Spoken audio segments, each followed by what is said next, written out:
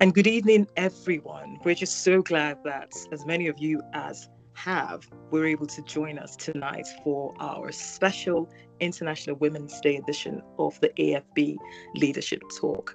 For those of you who know, and for those of you who are new, we are the AFB Transcend Leadership Team, and this is a straight talking conversation session where we sit down with exceptional individuals who inspire us with their very admirable career map and how they've broken boundaries in their fields. As we all know, March is a very special time within the AFB Leadership Talk series because we have these opportunities to spotlight a special guest for International Women's Day.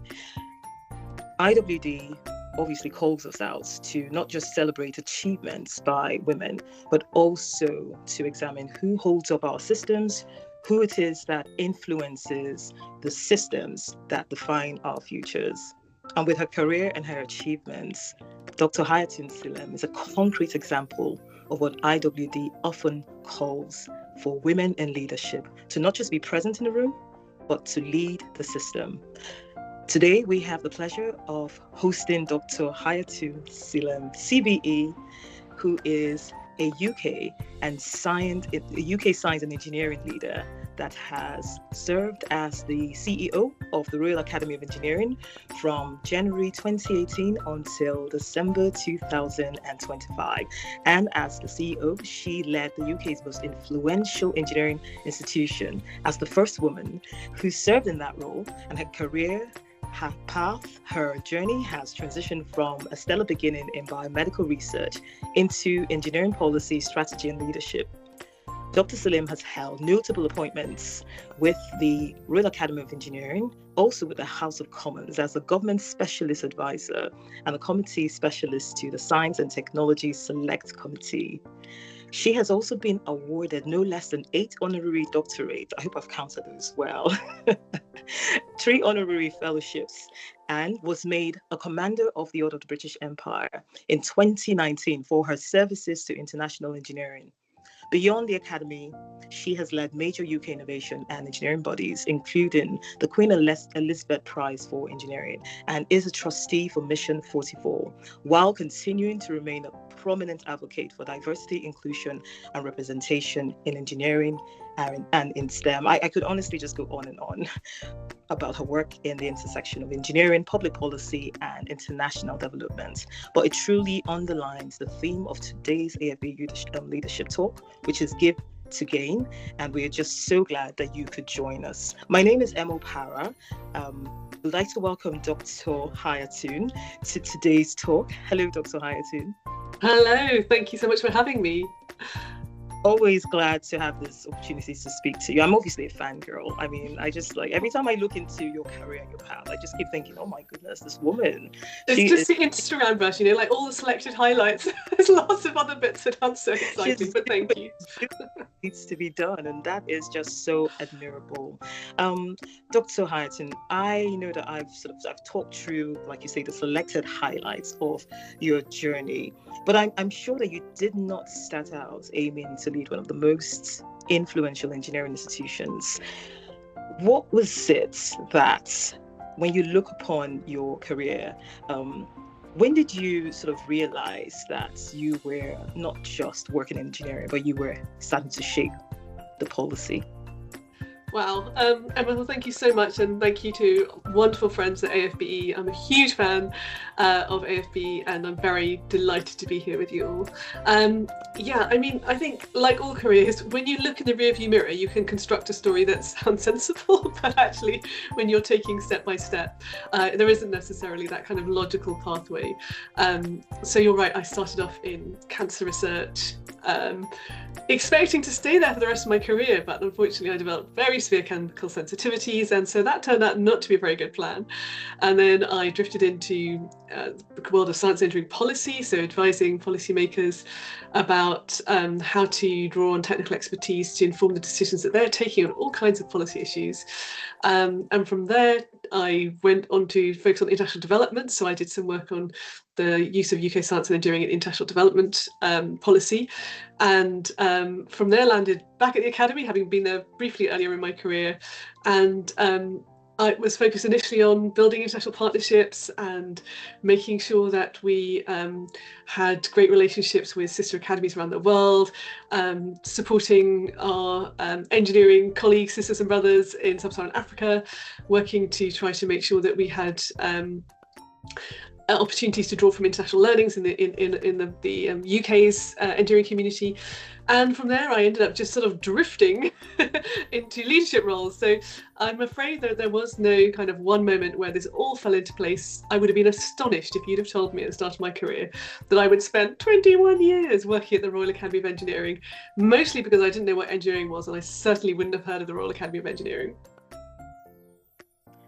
I mean, you've obviously just come from a scientific and a policy creating background rather than a traditional engineering route. So it's so interesting to see your accomplishments in the field of engineering when you put it like that. So with the perspective that you've brought, how has that influenced the way that you have questioned and tried to make sense of the responsibilities that you've had?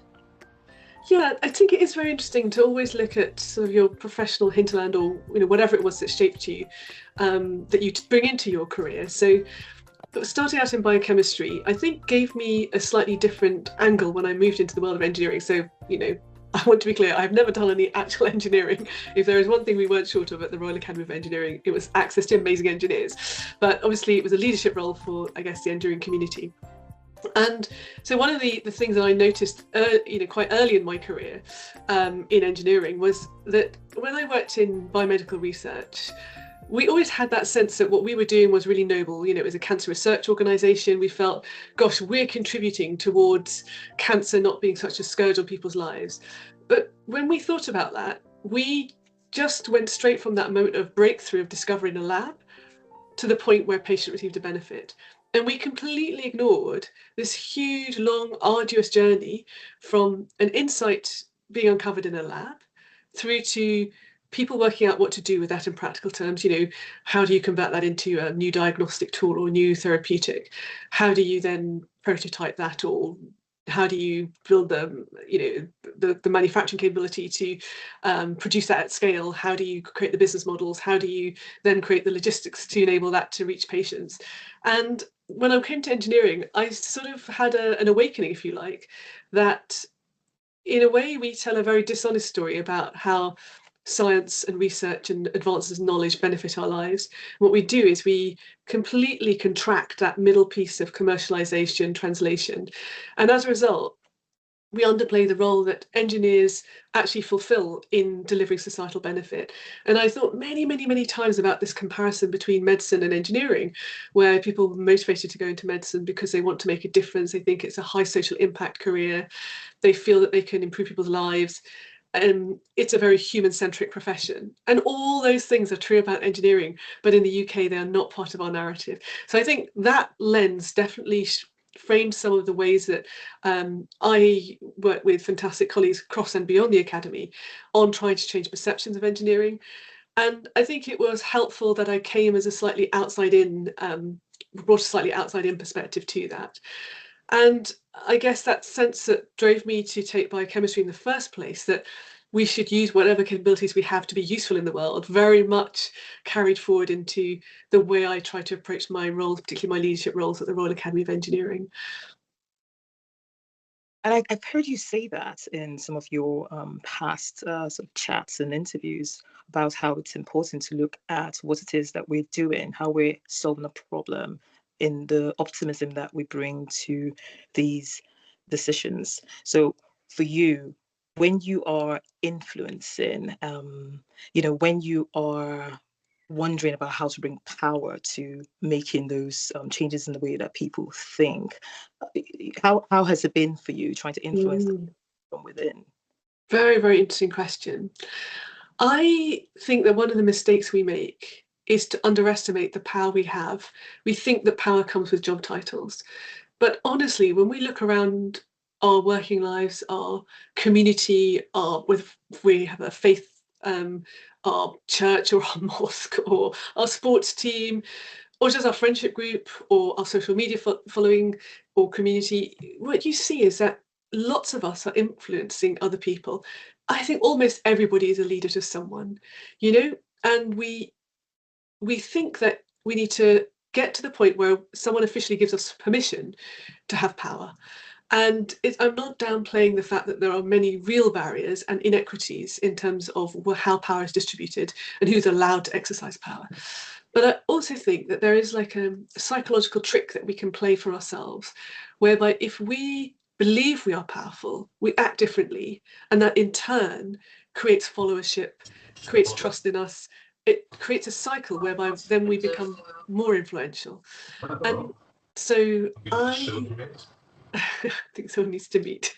Yeah, sorry. Can we please ask everyone to mute their microphones so we can get the benefit of this amazing conversation? Thank you all. So, thanks, Emma.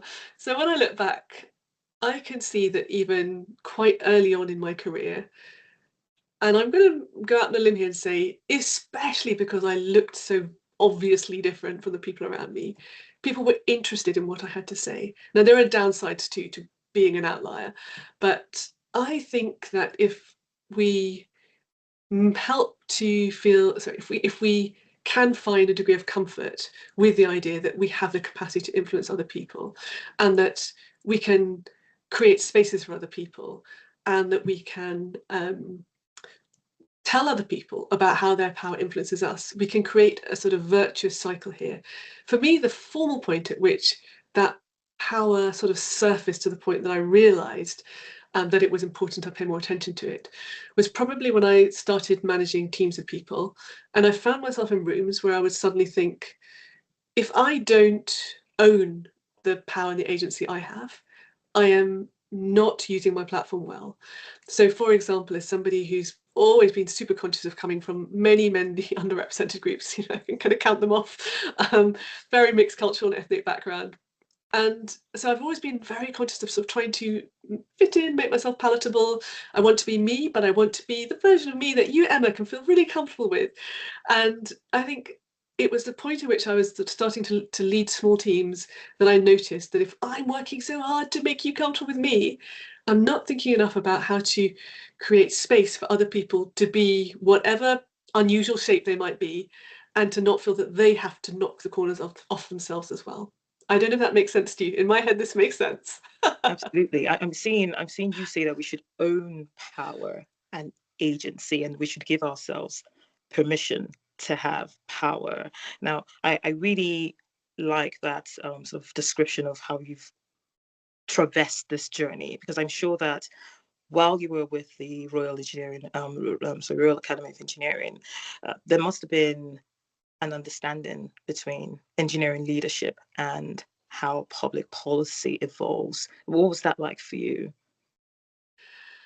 Well, we did a lot on public policy. Part of the role of a national academy, and national academy is a kind of unusual beast. Not everyone has come across one before. So National Academy, one of its defining features is that it's there to provide independent expert advice to government and policymakers. So we bring all this expertise and we offer it up on an entirely neutral basis. We're sort of honest brokers when it comes to knowledge between experts and policymakers. And so trying to make sure that policymakers understood why they needed engineering expertise was a huge part of our job. And brilliant colleagues at the Academy were instrumental in working with leaders right across the professional engineering community in the UK. So 42 or so organisations represent all the professional engineers in the UK, and the Academy convened those in what we call the National Engineering Policy Centre. And through that vehicle, we sought to make sure that policymakers could get access to impartial, expert, independent advice on key topics. So give one example, when we of course were all in the midst of the global pandemic, I don't know if you remember that the way that the government gave its advice to the general public started to change at some point to include more emphasis on fresh air, the importance of ventilation. And the work that was done through the National Engineering Policy Centre contributed to that shift in messaging, because we were able to show through working with multidisciplinary teams, but with an engineering sort of led approach, that actually the flow of air through buildings was a very important factor in minimising the transmission of the disease. So that's a really concrete example of how policymakers wouldn't necessarily have thought, gosh, this is an engineering issue, but engineering ended up contributing towards something that was of vital importance both to policymakers and the public. And then, more recently, pick another topic, some brilliant work again by colleagues in the National Engineering Policy Centre on responsible AI. Huge topic, I'm sure, of interest to lots of people. And this was going, it's about a year ago now. This was specifically looking at the design choices that engineers can make that will impact on the sustainability of our use of AI in the longer term. And so, often it's presented as a sort of binary choice, more AI leads to more data centers, leads to more energy consumption, more carbon dioxide emissions. But this work was showing that, for example, if you think about whether you've got the right scale of model, so are you using a heavy or a light AI model, will make a difference to the energy consumption. We shouldn't be using heavy models for very simple queries that don't need that processing power. It's just another example. So the relationship between engineering and policy is super, super important. And I'm delighted to say that if I look at the relationship now, and compare it to when I started the academy, there is no question that there is a much richer set of interfaces between engineers and policymakers. And it's great that my successor, Dame Tamara Finkelstein, comes from a civil service and a policy background, and will be able to make sure that we continue to create that great connectivity. That really sounds like the ethos of what we are sort of hammering on today, which is given to gain. And you're also a voice that's been consistent in trying to ensure or argue that inclusion is central to engineering excellence. Now, in practical terms, what has that meant while you were shaping engineering policy and governance? Yes, that's an interesting intersection. Maybe I'll just rewind for a minute and just say a couple of things about inclusion before I talk about the interface with policy, if that's okay. This is something I am very passionate about. So I think inclusion is one of the most fundamental drivers of culture. And I think that culture is really where all leadership starts. So if I think about one of my favourite definitions of inclusion, it is that an inclusive culture is one in which your sense of uniqueness can coexist in harmony with your sense of belonging. And so as such, you are talking about cultures where people from any background, a wide variety of perspectives, will feel a sense of belonging without feeling the need to conform. It will be a culture in which every single person can feel safe and valued and welcome, and ultimately able to contribute to do their best work. And so I struggle to understand how inclusion is not seen as just a given when it comes to what a good organisation looks like. It's also important for me that inclusion is not an end state, it's a dynamic equilibrium. If you ever get to the point where you think, we're inclusive, we've got that covered, you can be sure that someone somewhere is feeling unincluded. And another one of my obsessions about inclusion is that inclusion goes in all directions. So I'm sure we can all think of examples that we have encountered where, in trying to make sure the needs of one group are fully addressed, we might inadvertently be causing another group to feel less included. So this often happens, for example, in an intergenerational context, where it's easy to be focused on responding to the needs of employees who are very vocal, but maybe some of the quieter people of a different generation might feel less able to share their voice or for that voice to be heard. So it's always it's like a balancing act. You've got to balance one person's feeling of belonging against another's. And it's impossible for anybody to do this in isolation. No leader can ever achieve an inclusive culture without drawing on all the strengths of the organisation. You can build your own capacity to be empathetic. You can do that by learning, by seeking out voices that are not the ones you normally hear, that are not in your normal social group or your work team. You can do that by active listening. You can do that by taking the risk and engaging your emotions in what you do as a leader. But ultimately, you're always going to rely on different data points from your colleagues in an employee resource group, or from surveys of staff members, from exit interviews, what you learn from your peers. Like this is part of the learning and growth that every leader, I think, has to sign up to. But why am I so obsessed with it? Why is it so important? Because without inclusion, how on earth can we believe that the benefits that we hope are going to be derived from the effort we make in a leadership role or from leadership teams will actually materialize, and they'll materialize in an equitable way? So, you know, I'm not going to say to a group that's on a call like this, because this is a very well-informed group, why there are so many benefits. People know about the benefits, from staff loyalty to ability to attract talent, blah blah blah blah blah. I will say, at a personal level, one of the things that was most touching when I was heading towards the exit was hearing from a couple of my colleagues that actually one of the reasons they had applied to jobs at the academy is because they'd heard about the inclusive culture and they wanted to experience it for themselves and to contribute to it. And that was one of the things that meant most to me, of all the lovely things people said. So now let's move this a little bit closer to the specific context of engineering and then policy. So in engineering, it's not unusual to talk about user-centric design. Like, good design has to be centered on users. And you can't, as an engineer, just think, well, I know what my users think, I know what will work for them, and expect to produce products that will have the utility and the ability to delight customers that you hope they will. You have to start by engaging and connecting with users, with partners, with customers. That is actually a core part of what good engineering looks like. It may not always be executed brilliantly, but it's certainly there in terms of what you learn as an engineer. And I think this is absolutely mirrored in public policy. So if you fail as a politician or a senior policymaker to consider the needs of the groups who could be impacted by the policy that you're introducing, you should not be surprised if your policy does not achieve the kind of Mexican wave of excitement that you hope it will.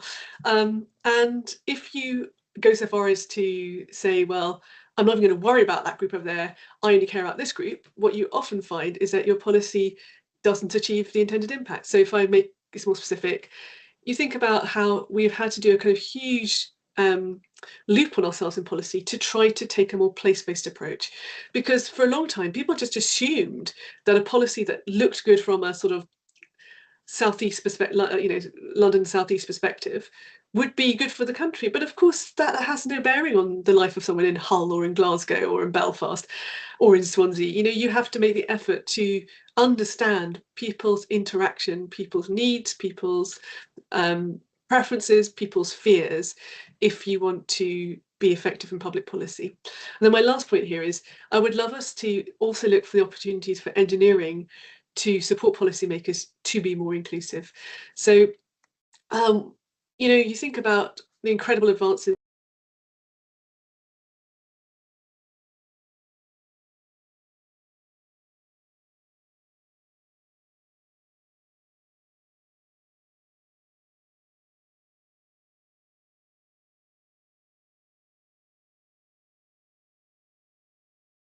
Yes, please continue.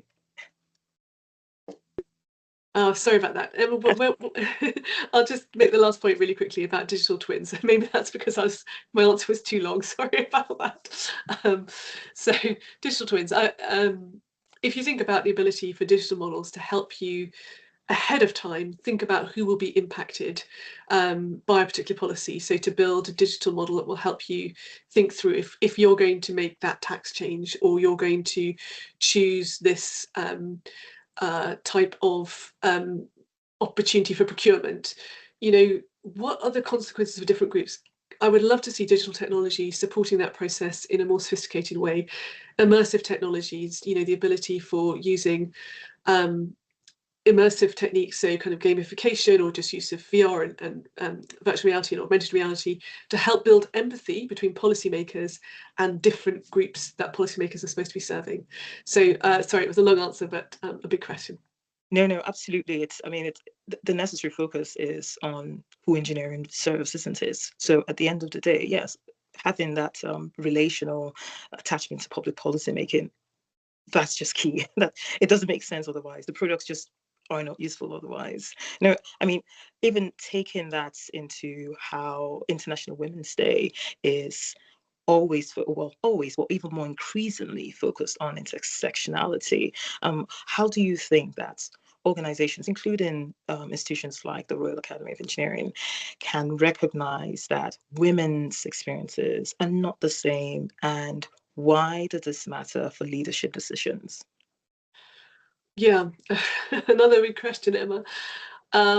So I mean, I guess the things I said about culture in a way are premised on a view of diversity inclusion that embraces intersectionality, because it's not about reducing anyone to one characteristic, which is patently absurd. At the same time, it's interesting, I was thinking over the last couple of weeks about the fact that I've always tended to avoid overemphasizing any one group. So when I think about what diversity inclusion means, I don't want to just be talking only about women or people from minority ethnic groups. Success, I guess, to me has always been that we can not trade these groups off sort of almost in opposition to each other, but reach a point where those things aren't relevant to who makes it into leadership roles, and that what unites the people that do make it into leadership roles is their mindset of service, their values, their integrity, their desire to use their skills for the greater good. But we're obviously in a world that is not going to match up to that description right now. And I think more than ever, it's important that we are not afraid to talk about why we need more women, why we need more people of colour, why we need more disabled people to have a voice at top table. You know, we've gone into a position where actually the concentration of power is now in a group of people that is so undiverse in many respects that I think it's incumbent upon all of us to lean in a bit further to this idea that the places where we see that concentration of power don't represent us, they don't represent our choices. And so on, for example, the Women in Tech Task Force, and Anne-Marie Mafferdon is the co-chair of that with Secretary of State Liz Kendall. It's very interesting trying to think, well, what in practical terms do you do? You know, what in practical terms do you want the government to do as a contribution to making sure that we have women in leadership roles in tech? And you know, for me, tech and engineering intersect very deeply.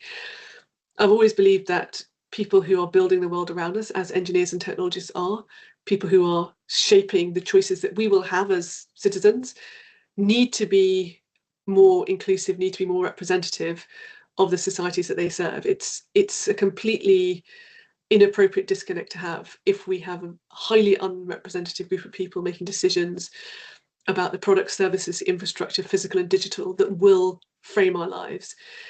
But I would love to hear from other people in this call, their ideas as well, about the concrete actions they would like to see at government level, beyond, to try to make sure that we can accelerate our progress. The Academy does a lot of wonderful work. I can see at least there's some either current or former colleagues from the Academy on the call. What they do is brilliant. What the AFBE does is brilliant. But we all know the gap is growing between where we want to be and where we are. So notwithstanding all the progress made, I think we need to consider more disruptive approaches. And so I'd be very interested in hearing from this well-informed, engaged audience what they think those should look like. I love the idea of a disruptive approach by women. I always enjoy rebellion in the female sex. I'm wanting to also find out about your journey as a woman in leadership. Clearly, you have walked into rooms where you felt like an outsider. And if that was the case at all, I'm making assumptions here. How did you navigate that without losing your voice? Yeah, well, it's a fair assumption to make, Emma. So, I mean, you know, I've said this before on record, that it was almost a daily experience when I was appointed the CEO of the Academy, that I'd have a conversation with someone where they'd go, so what do you do? And I would say, well, I'm the CEO of the Royal Academy of Engineering. And you would just see this hasty attempt to rearrange their facial expression, because they had absolutely not considered for 1 second that that would be my job. So, you know, that is an interesting experience to have on a daily basis. And I had people say to me, oh, isn't that quite fun? Typically men. And I would say, well, no, not really. Because it's tiring. It's tiring that you have to go through that process over and over and over and again. I mean, even to the end of my time, I still had people, you know, just not able to hide their surprise or even confusion that was my job. So the way I looked at it was, if I can do this job as me, not making too many compromises in terms of my style and who I am as a person, then I will be part, and if I can do my job well, crucial consideration, then I will be part of changing people's perceptions of who deserves to be at the leadership table. And so I used to say to myself, well, every single time someone has that moment of confusion when it turns out that I'm the CEO of the Royal Academy of Engineering, they will be slightly less likely next time to make that assumption. But I also have to say, Emma, that I really believe we all need to have humility, because every single one of us makes assumptions in our life. I was caught short on this. It's quite a long time ago now, but I was already in a leadership role, senior leadership role, and I went into a room, and as quite often happened, someone assumed I was the hospitality from the hospitality team. So I went to get myself a cup of tea, and they said, "Oh, good, there's someone here to pour the coffee." And I thought, well, I'm not going to make a scene. I will just say, well, the coffee's there if you'd like some. And then the person went to help themselves to coffee, and I realised they had a disability that meant they needed assistance pouring the coffee. So he had made an assumption about me, and I made one right back about him. So I think humility is an essential quality in these circumstances. But I would also, I don't know, credit my dad here, because my dad was someone who was very important to me. He passed away a few years ago now. And he grew up in apartheid South Africa and came to London in, I think, 1959. And every night at the kitchen table, maybe not every night, but it felt like that, he would talk to me about my day. And I didn't know it at the time, but I was learning how to self-coach. So he would get me to talk about things. He would say, so how did you feel? And what was the reaction? Why do you think that person reacted like that? And do you think there's something you could have done differently? Or if you had done this, what do you think might have happened?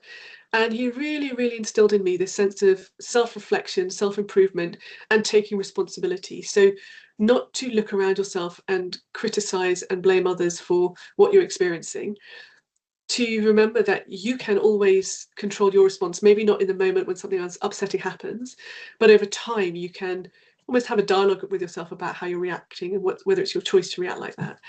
And it was the most empowering thing ever. So it meant that when I have these experiences that were affronting and challenging, upsetting, I still felt empowered to respond, because I had my own internal compass that I was working to. And I think that gave me a lot of kind of quiet strength that I hope I have used and nurtured as I progressed in my career. I've got some colleagues on the call and they may disagree. They're welcome to tell me if I'm deluding myself. Hopefully that quiet strength, which even I see in you, hopefully that will be the same testament by everyone who has worked with you. But I really enjoy the idea of self-coaching and self-regulating, and I'm sure you've been excellent in that through your journey. But again, the leadership journey, yeah, again, I'm fangirling. Every time I look at your journey, it just seems so polished from start to finish. But what parts of leadership did you personally find the hardest? And how were you able to learn more about yourself along the way? That's a great question. I can definitely tell you that the hardest part for me was learning to share enough of myself that I was fulfilling the opportunity that I was given as a leader. So as I've hinted, I came from this very, very complex sort of ethnic, cultural, religious background. And I think I always felt vulnerable that, exposing all of that would make me feel almost too alien for people. And so when I became the CEO of the Academy, I was, I would say, terrified about needing to be willing to put a bit more of myself on the table, because something that I learned about being CEO is that people want to know the whole person. They don't want to just have a kind of professional persona that's all shiny and polished, but not real, doesn't feel relatable, doesn't feel human. And so I recognized if I was going to fulfill the opportunity I had, the privilege I had as the CEO of the Academy, I needed to relax into that. And it was coupled with an absolute phobia of public speaking. So I cannot tell you how much I struggled with public speaking. It was something that went on for decades, and it was really only when I was appointed to CEO of the Academy that I felt, okay, I have to tackle this, because I have a platform, people are interested in, the fact that I am the CEO, And if I am not prepared to work on this muscle around public facing communication, I am sort of like squatting. I'm not allowing the best use of this platform that I have. So that for me was enough of a drive, enough of a motivator to tackle something I found absolutely terrifying. And my lovely comms team at the Academy was so kind and like relentless as well in helping me to build a way to talk about myself, to helping me almost, you know, formulate sort of abstract some stories I could tell about myself that I felt comfortable with, because we're all multifaceted. And when you go out there and you talk about your journey, it's not one journey. You have to decide what's a journey you're happy to share, and it's got to be real, but it also mustn't be too exposing, so you then don't have any feeling of being able to still sort of shelter in that totally private space when you need it. So I had to work hard at this, and there's public speaking that went alongside that. It's a boring answer, but the answer is practice. So I believe that for some people, confidence just comes. They have natural self-belief, and I'm happy for those people, but I'm not one of them. And so I believe in evidence-based confidence. If you do something and you can see that you get some positive feedback, you learn something along the way, then over time, that evidence that people appreciated something you said, that is those are the data points in which you can construct more self-confidence. And so it was a long and slow process, but I am grateful to many people who helped me along the way. I mean, I'm hearing you say recognizing who you are and sort of redesigning a system where you start to build confidence, and that is amazing. But at the same time, we recognize that there are barriers that exist that prevent women from participating, especially in decision-making power. Now, specific to engineering leadership, where do you see that the biggest barriers are institutionally to women being able to progress in that sector? Oh, I'm one of life's optimists, but I have to say that unfortunately the evidence is that the barriers are multiple. So if it was one thing, it would be easier to fix. But in reality, you know, we don't have a strong enough pipeline of women coming into engineering in the first place. We have high levels of attrition at mid-career. This is a particularly strong theme over the past few years of experienced, qualified, promising engineers in that sort of 35 plus range falling out of the workforce or choosing to leave the workforce. And there is some evidence that when you look at why underrepresented groups are leaving the workforce, that it's, you know, a sad set of reasons along the lines of lack of career progression, not happy with their work-life balance, unsupportive culture, people or experiences around unfair treatment. You know, we have to own this as an enduring community, because there is no magic solution to this.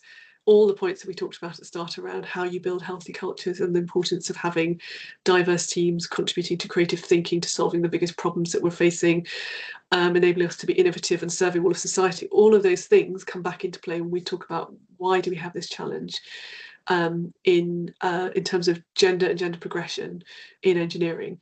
Now, hopefully everyone on this call also knows examples of companies where this is happening in a positive way, and talking and learning from those strong case studies is so important. Again, colleagues from the Academy on the call, the Academy does a huge amount of this, AFB does a huge amount of this, spotlighting people and examples, proof points of how this can work. But you know, we're in a stage of incredible flux in terms of our skills base.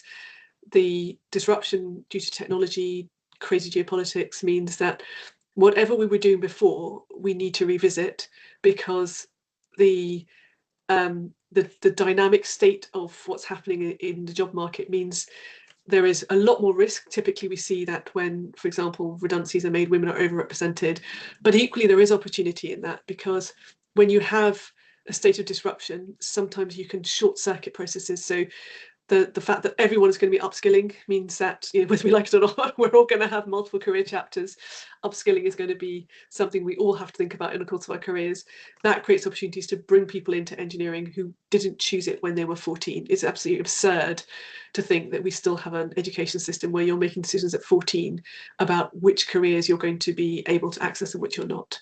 So sorry, there's no simple answers, but all the principles that people on this call are aware of around, good quality leadership, making sure you have a clear business case internally in your company, making sure that you have the data and evidence to understand your specific bottlenecks and how successful your interventions are, making sure that you are willing to self-disrupt where needed, to do fundamentally different approaches if what you're trying is only producing incremental change, and really importantly, translating your organizational ambition into things that are practical for every single manager, every single employee to do.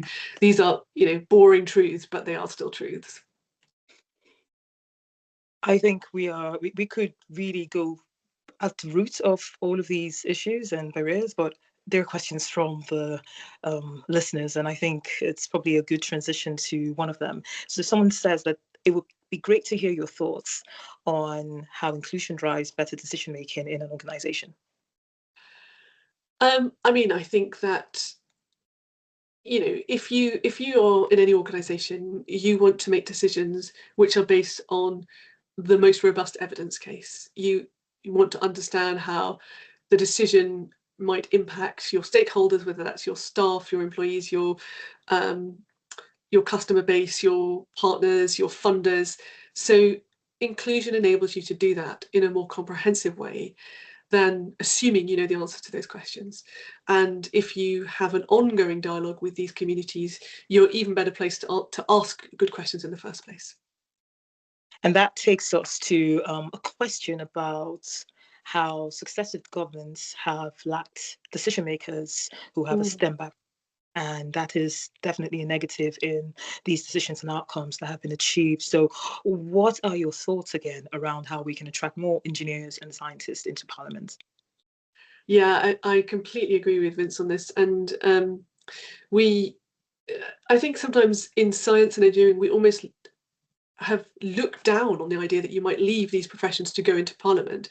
There's a slightly kind of snobbish view of the kinds of qualities of parliamentarians in some respects I have encountered, at least in the STEM community.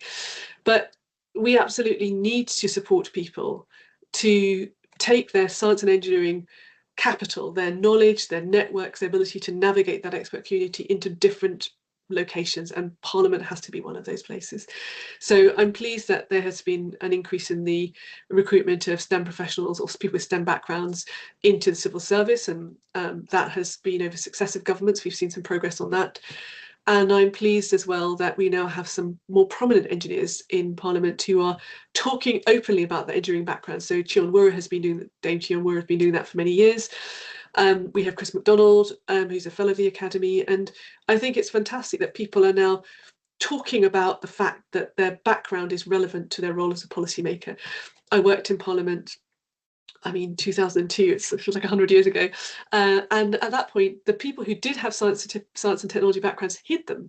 They didn't want to talk about their identities as scientists and engineers because they felt that they would be less respected and valued as parliamentarians and policymakers, which is sad, right? But we now live in a world where everybody can see the extent to which engineering, technology and science are touching our lives and shaping decisions for citizens. So it's now, I think, being more embraced as a relevant skill and background for a policymaker. But we have to remember it's not just about the MPs themselves. House of Lords obviously has quite a few different people with expert backgrounds. It's also about the staff that support Parliament. It's about the people who work in the MPs' offices. And the more we get that kind of STEM capital distributed around our policymaking community, the better. I like the idea of STEM capital distribution. I think that's very key, especially in the roles that you've identified, which sit behind the members of Parliament. Now, it's an interesting one about the controversy around the use of Give to Gain, the theme, because it's not the US theme and it risks diluting the intent and integrity of the original message for women.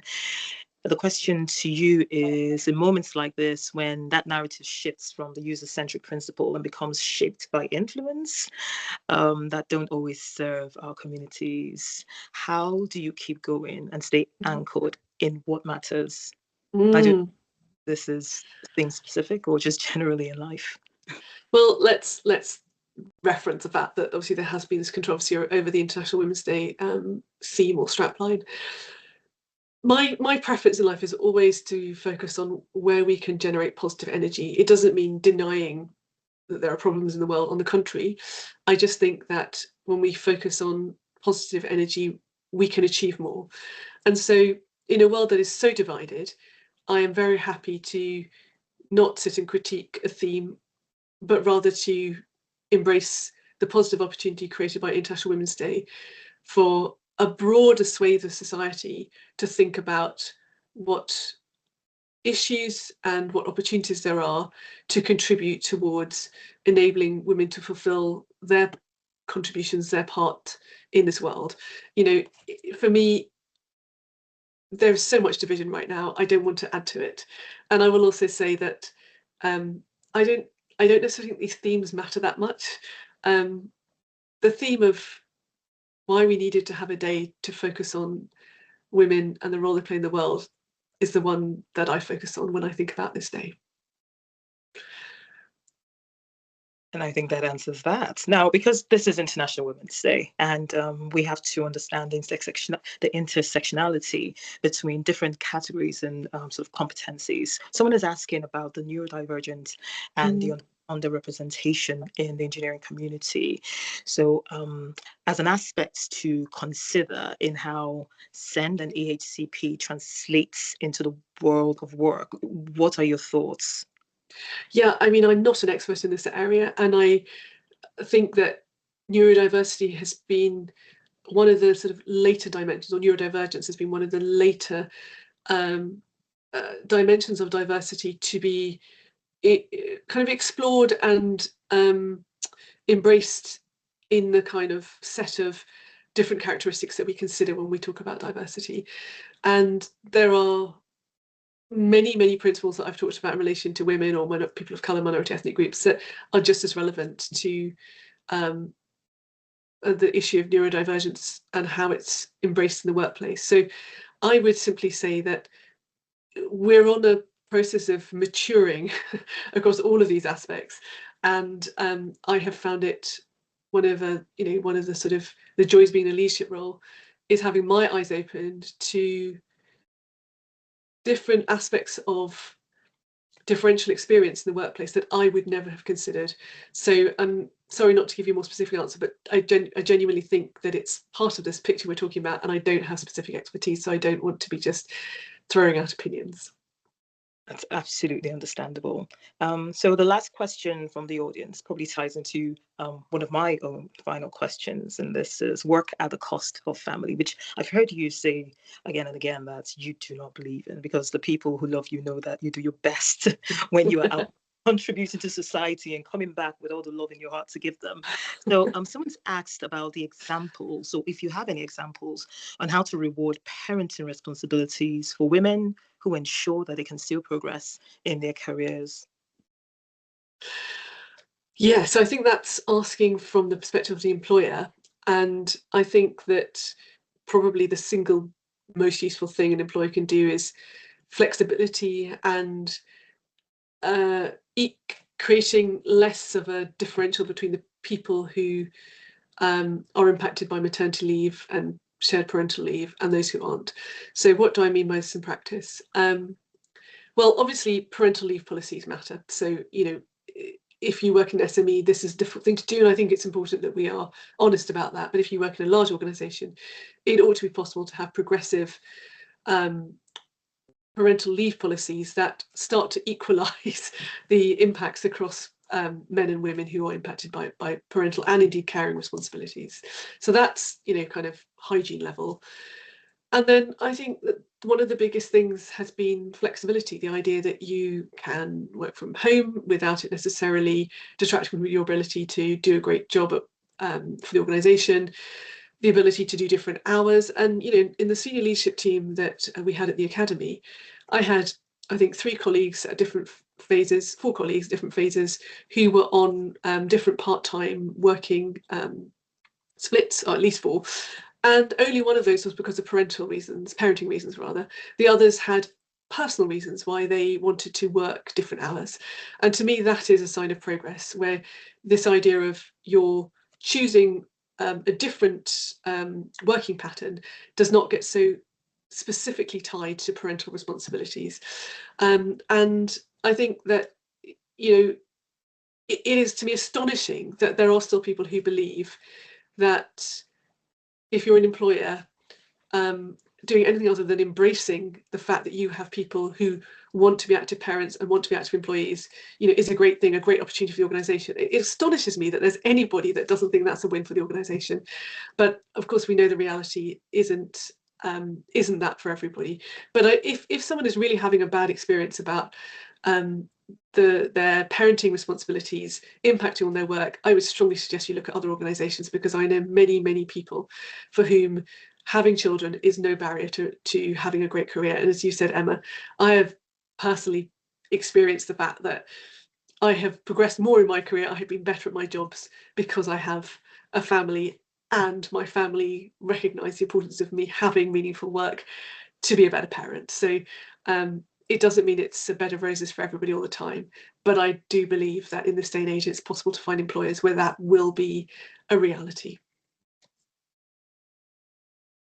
We're coming to the end of our conversation with you, and I do apologise to anyone whose question we haven't been able to get to. But Dr. Hayatun, give to gain. Clearly, you have come from a very interesting career path, which involved your first degree in engineering, and you have sought out your own experience outside of your competencies, and you have sort of broadened your steps. So you've given quite a lot to the Royal Academy, and I imagine your next steps for you. What does that look like now? My next steps? Are you asking about my next steps? I'm asking about your next. Yeah. So actually, on the give to gain theme, in a positive sense, one of my main focuses will be on philanthropy. So I see a great opportunity to focus in on how we make philanthropy a better donor experience in order that we generate a better societal return. So I've seen so many examples in the charity sector of the fact that funding isn't necessarily directed very strategically or thoughtfully from philanthropists, resulting in us not achieving the collective societal impact that we all want and deserve. And so I'm very interested in this space, and for me philanthropy is a hopeful act, you know, in this world of chaos and change and turbulence. I think it's a way of connecting humans with other humans and saying we believe that better is possible. So I will have a number of things going on, but that is probably the biggest new part to my next chapter. And if you could speak to the woman who emerged on this path how so many other years ago, what would you say about confidence, timing, and belonging? I would say that it's okay to have self-doubt. It's part of what makes you human and humane. And over time, you will learn that self-doubt, that kind of inner voice that makes you question whether you can do it, will help to make sure that you can reflect on how you can improve rather than just undermine your ability to do it. And I would say that the feelings of anxiety and worry that were strong at that time will start to mellow as you age, and that there is so much joy ahead, and that joy comes from human connection and feeling like you can use your talents to be useful in this world. And I hope that that's a message that will be of meaning to lots of people. It's not just speaking to myself. Absolutely. And I hope it's a message, not just for the women who have been celebrating the start of this historic month for ourselves, but also for everyone who's joined in, being honest, being vulnerable, and designing a system where you continue to build what it is that you are designing for people who, you know, again, you're opening doors for people behind you. Thank you so much, Dr. Hayatun. We have had not enough time I trust if you had seen my list of questions, you would probably have asked me if I was a little bit mad. But thank you so much for all that you have shared with us today. For anyone who has joined this call, please, you can follow Dr. Hayatun on her LinkedIn page as she sets out on her next steps, so we can stay in touch with what she is doing in this new chapter. To everyone who celebrates, happy International Women's Day when it comes this weekend. And we look forward to sharing details of our next event with you on our AFB LinkedIn page. Dr. Hayatun, it's been an honor, and hopefully we'll do this again. Thank you so much, Emma, and happy International Women's Day to all of you. Thank you so much for joining and listening, and stay in touch. Thank you. Indeed. Take care. Good night, all.